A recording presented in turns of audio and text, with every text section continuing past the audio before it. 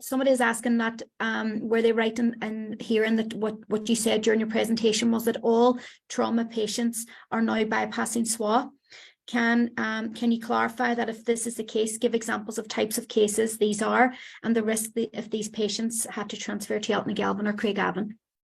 So Brenton, our medical director, is a member of the Northern Ireland Trauma Network and an ED consultant, so he's very, very familiar with the arrangements both before and after the temporary change. So Brenton, will you answer that question, please? Yeah, and I think I'd probably better start with a broad explanation. Trauma involves basically everything from minor falls to very significant car accidents.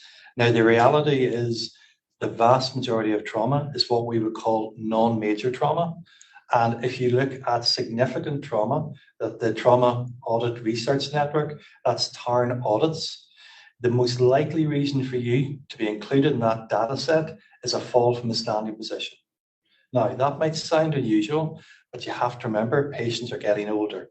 So typically what can happen to you is you can end up with a fracture of your hip, a significant chest injury, you can end up with a bleed in your brain. All of these can be very serious, but that is the commonest cause for a patient to have significant trauma, and all of these patients can be looked after in the Southwest Acute.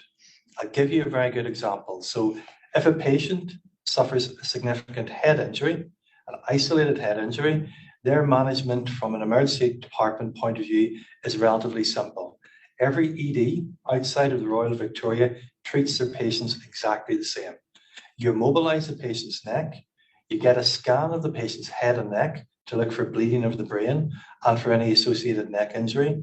And if there is a brain abnormality that possibly requires an operative intervention, the patient is then seen by the anaesthetic team, their airway is secured, and they are transferred to the neurosurgical team, which is based in Belfast.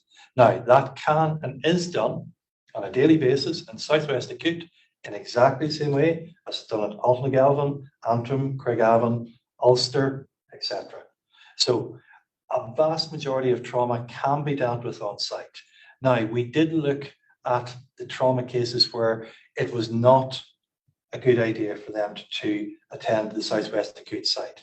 And we've met with the Northern Ireland Trauma Network. We've also met with the Northern Ireland Ambulance Service. And we've also even gone so far as to reach out to Sligo University Hospital for the very simple reason that there's a small proportion of patients, if they had a significant traumatic event that involved a penetrating injury with acute blood loss, they would be better transported to Sligo. Now, how many patients do I think that would involve? Very, very small numbers. I would say our best estimate is low single figures per year, if any. But equally, we recognize it as a possibility, so that is one of the things that we've looked at.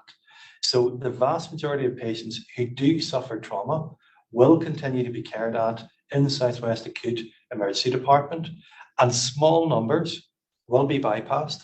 And what we've done, we've actually incorporated this into a tool, and it's basically it's a trauma transport tool. It's a way for the paramedics that work for NIAS so they can decide where patients attend. That has been written into the regional guidance. It's been shared widely, and it's been enacted successfully now really since the beginning of December. Thank you, Brendan. Back to yourself.